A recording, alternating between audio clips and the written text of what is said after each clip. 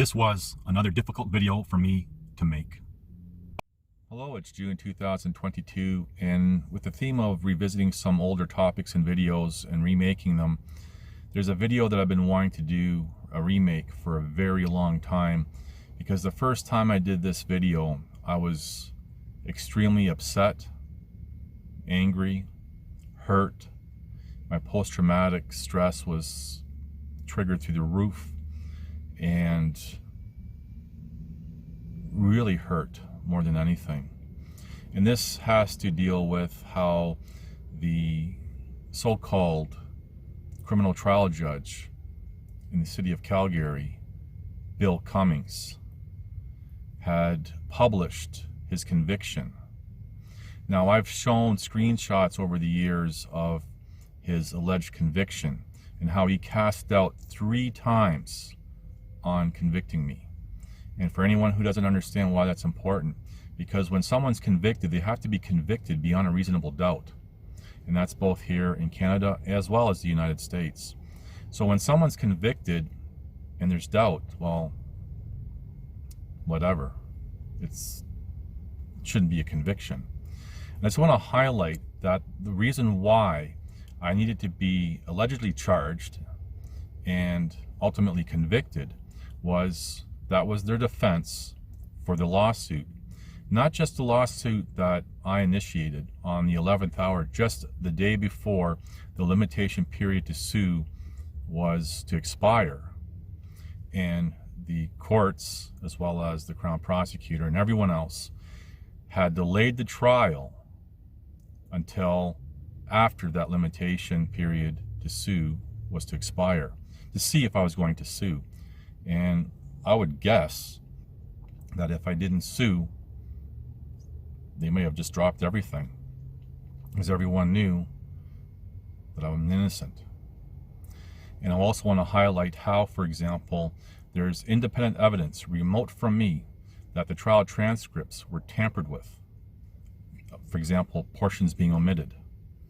And the most important key part of the trial transcripts that was omitted was when Richard Kinnell, the first former police officer, testified in November of 2013, and he admitted his guilt and why they did what they did to me. Had nothing to do with the official narrative, which is false. The whole thing is omitted. And there's a lot of other details that I'm going to go over in this video. Now, this video, this remake, was originally inspired by a law student by the name of Treydon James. And I was so upset when I made that first video that I was using a lot of profanity. Pretty much every second word was profanity directed towards him and the whole case. And I did, at the time, make an account on this online platform where it looks like students can use this platform to do projects of some sorts. And I left comments, and I don't think the comments are there anymore.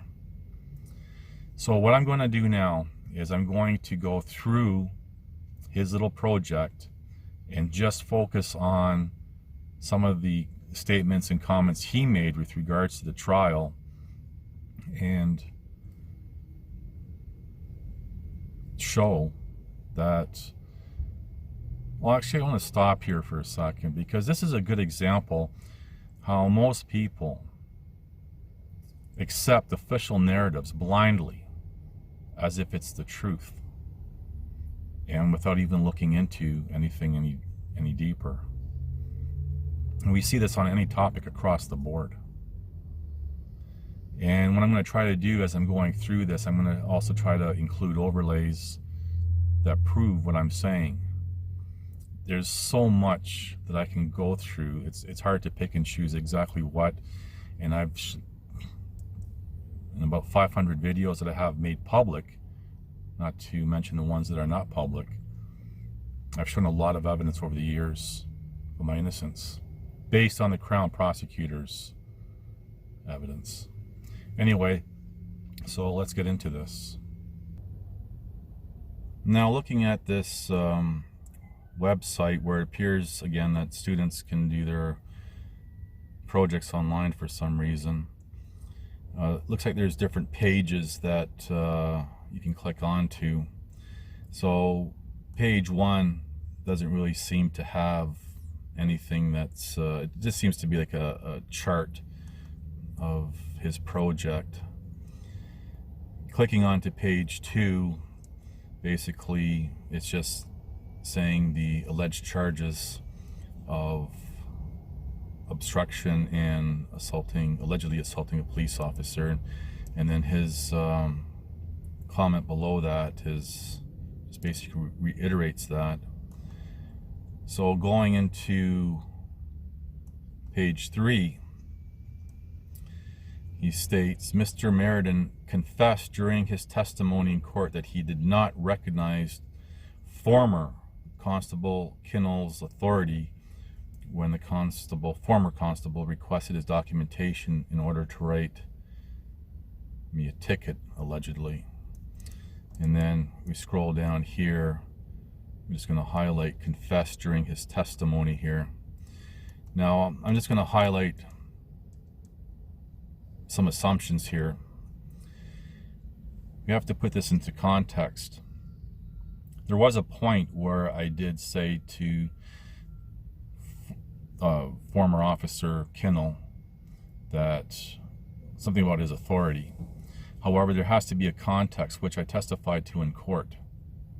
Now, keep in mind what I said earlier about the trial transcripts being tampered with, as well as Richard Kinnell's testimony that was completely struck. That's the redirect on why they did what they did to me. Okay? That's key. When they had approached my vehicle, they came, Kinnell would have run out, checked the rear plate, ran back, and all I heard him say was, yeah, that's, and he was really agitated at that point. Now, he came, as he was coming towards me, I was perplexed that during this time, the female was yelling to me repeatedly, don't let them hurt me. And I'm trying to figure out what's going on. And all he asked was, for basically, my documentation. And I'm like, what's going on?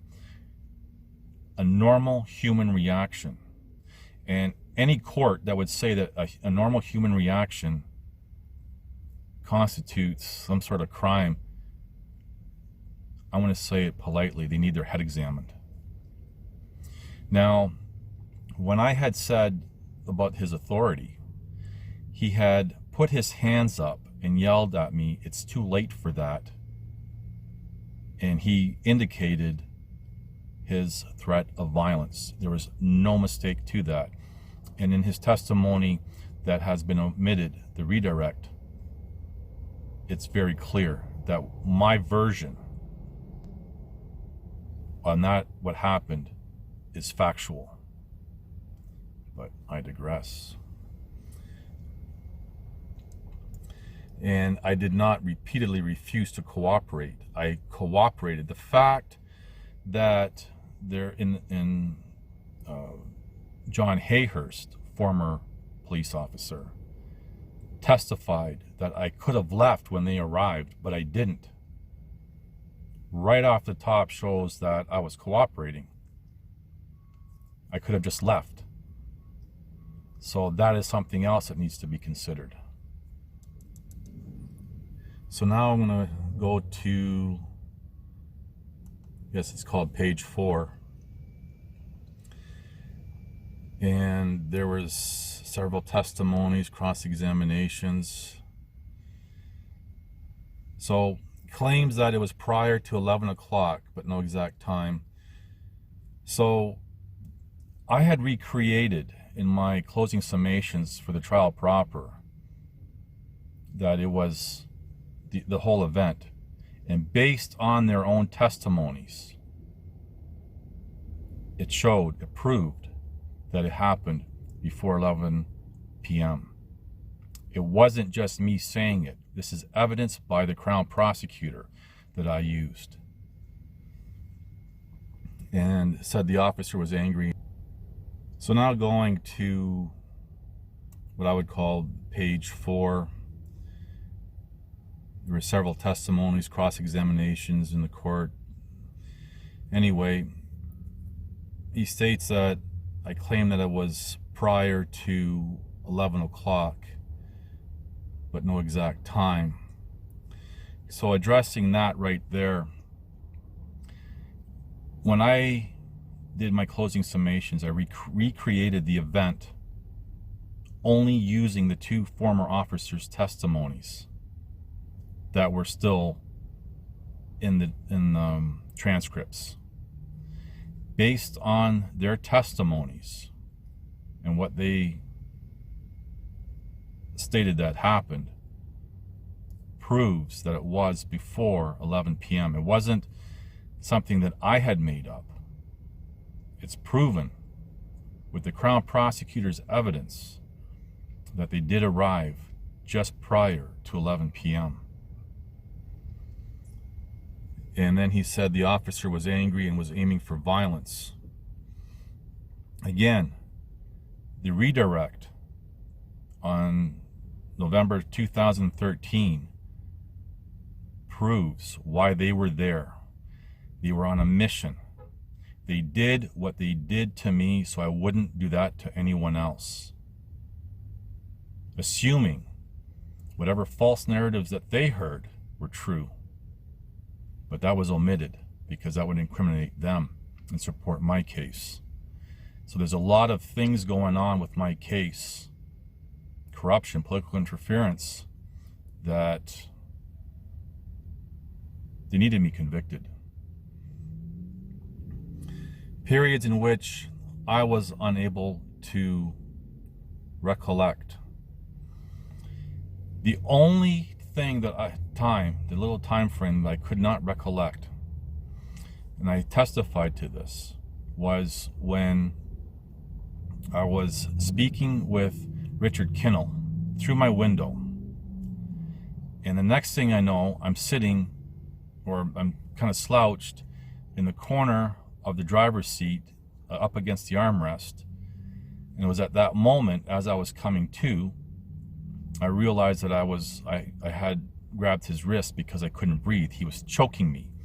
And there's photo evidence of his finger impressions around my throat. I did not know that I was knocked out until he testified that I was knocked out.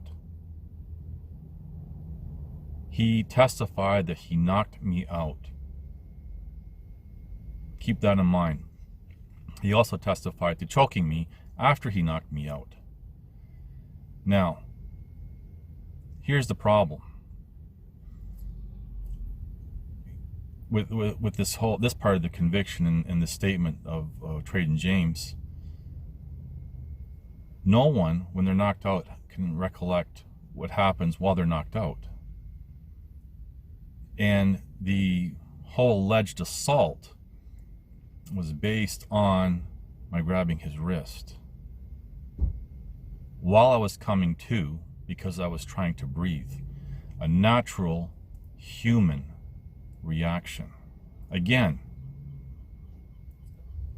any court that would deem a natural human reaction, like, I don't know, the will to breathe, deem that as some sort of criminal act, and again, I'm going to say politely, needs their head examined. And after being asked to provide identification, I said, for what? I didn't say for what. I'm trying to figure out what's going on, just the way how everything transpired in his aggression towards me. Again, keep in mind, the complete redirect of his first time he testified, Richard Kinnell, is gone. They were on a mission to silence me. And I also want to interject here for a moment. The whole backstory with the female and the sex trafficking, sexual abuse of these vulnerable women and everything else was a fundamental part of what happened on May 4th, 2013, which is not being addressed in Treydon James' little project here. I said that John Hayhurst, former police officer, pulled out a gun instead of his taser. I want to highlight something, that one of the few things that my second lawyer before I fired him did do was prove that John Hayhurst did not sign out a taser. For people who don't know, when an officer starts his shift, they sign out all their gear, what they're taking with them, and then so when they can return it, they sign them back in. John Hayhurst, proven in court with the log of that evening, did not sign out a taser. So, just want to highlight that. So going on to, I guess we're going to do page 5. He basically goes over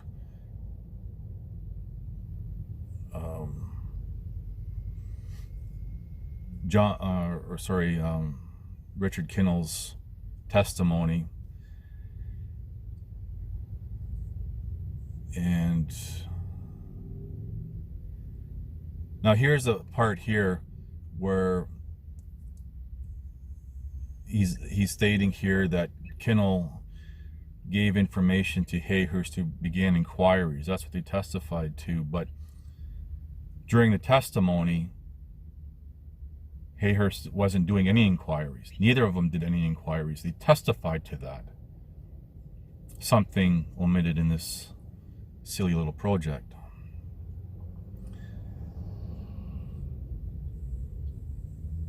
And I'm just reading here. Kinnell could see by the look on his face and the tone of asking, "Can I help you?" I was already aggressive. This is very difficult for me to go through, but that's what Richard Kinnell was alleging the second time he testified.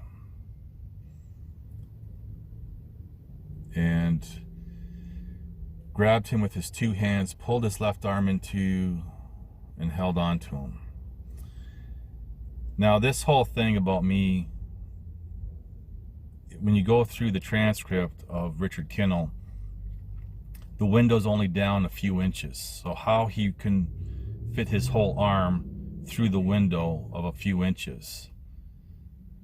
I mean, that's like some Houdini thing, right? And then he kept switching up his story every time he was asked about, well, how, like, if that would happen, then how did this happen? None of it made sense. But again, this is a good example of how people blindly believe official narratives. And then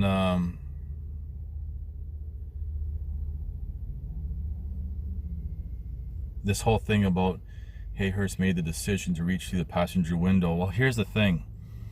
He didn't reach through the passenger window. He opened the door, and as I was coming to, trying to comprehend everything, I looked over to my right. They smiled at each other. Now, they knew each other. Hayhurst testified that he knew her. She told me, and there's audio of this, that she knew him. Something to think about. And then down in the section called Reader View, it just seems that he just kind of reiterating everything. So let's go to the next page here. So that would be page, I think we're on page 6 now. So now he's stating that John Hayhurst drew his taser. Again, it was proven in court that he did not sign out a taser that evening. And then something about, now this is where this Treydon James is even further skewing what's already skewed and lied about. Shouted to Meriden, "Open the door or I'll tase you." There was no opening the door or I'll tase you nonsense.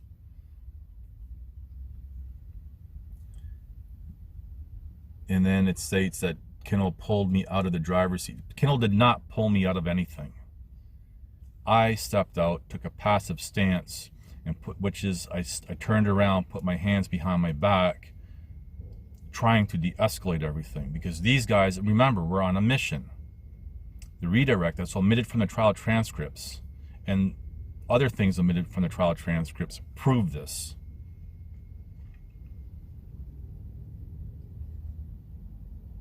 Trying to fight my way out of the handcuffs. You know, the more I read this, the more upset that I get, and I can understand why I was so upset and hurt when first time I went through this. And this is the first time actually that I've gone through this since that time. So it's infuriating. And at no time did he say, Richard Kinnell or John Hayhurst ever claimed that I was trying to fight my way out of the handcuffs. This is how, again, information gets skewed. And then someone's going to read this, in their head paint this other picture, and before you know it, I had a bazooka like a John Rambo movie trying to fight them. So going to page 8. So Treydon, I guess, is based on the evidence. I would convict Mr. Meriden of both counts. 3 attempts to gain documents would have made things smoother. Refusal. Vehicle insurance was expired, which wasn't even an issue that evening. Reasons for not giving documents. No accurate measure of time during the confrontation. Now, again, when I did my closing summations, I only used Crown's evidence, the testimony of John Hayhurst and Richard Kinnell, which, when I had made a statement, something about around 6 minutes, which also paralleled theirs. So, and then he's saying that I should get 3 years based on current laws. Amazing. Now, who's this Kennedy? So I guess they did this as a group project. And it says, I feel that Mr. Meriden should have been convicted because he did assault the officer. I did not assault the officer, but Mr. Meriden should be convicted on both counts. I think 12 years at least. 12 years. I don't know how old they are, but this is scary to think that these individuals in this little group are the future.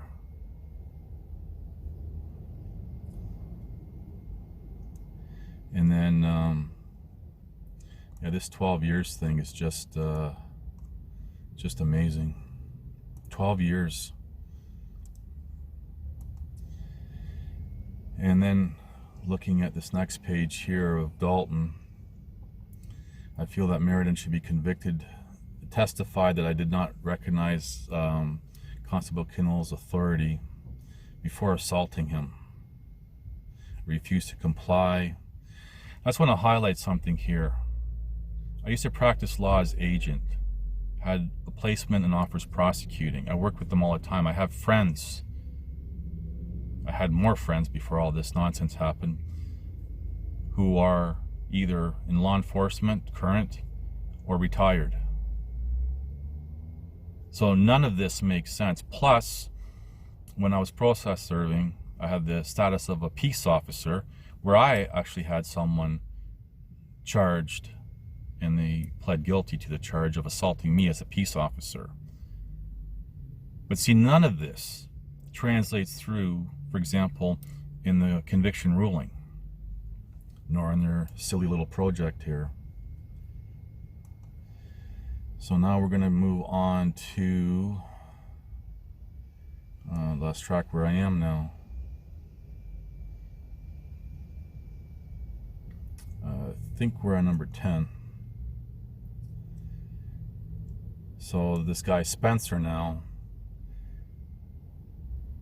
that I gave contradictory and contrived evidence for my, I think he wanted to write defense. I did not admit, see, like, again, this is a reflection of society, how they even start skewing their own statements in this stupid little project, that I admitted to being in the park at the wrong time. No, that never even happened. He's saying sentence is 6 years, 6 months in federal prison with possible parole in 4 years. I hope these people never, ever get into law or law enforcement, because it's people like this that destroy civilizations. And then I guess the last one is just that chart thing again, whatever, for whatever it's worth.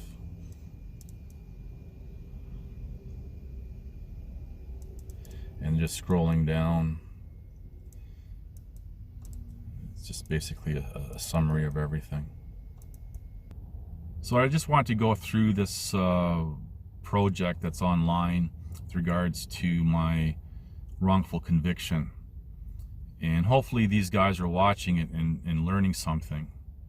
There's an assumption by society that everyone who's convicted is guilty, or at least guilty of something, which is not true at all. And as I said many times before, and this person I'm about to just reference real quick is not the only one, but at least well, there's actually more than 60% of people convicted of anything are actually innocent. But there's an assumption on society, well, and even if there's no assumption, people don't care until it happens to them. So take what you will from this, but this project does reflect society overall in general.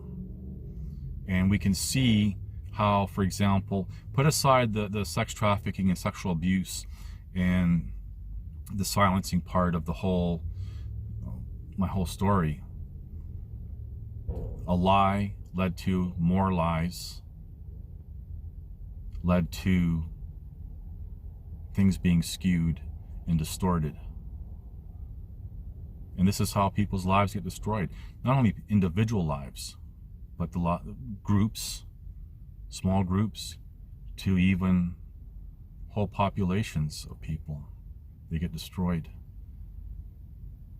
because of everything just derailing as a descriptive. Anyway, that's all I really want to say. This video, I think, has gone a lot longer than I thought it would be.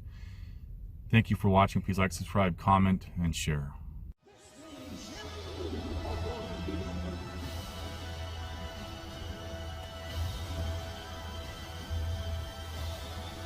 Listen to this and write it down if you can't remember it.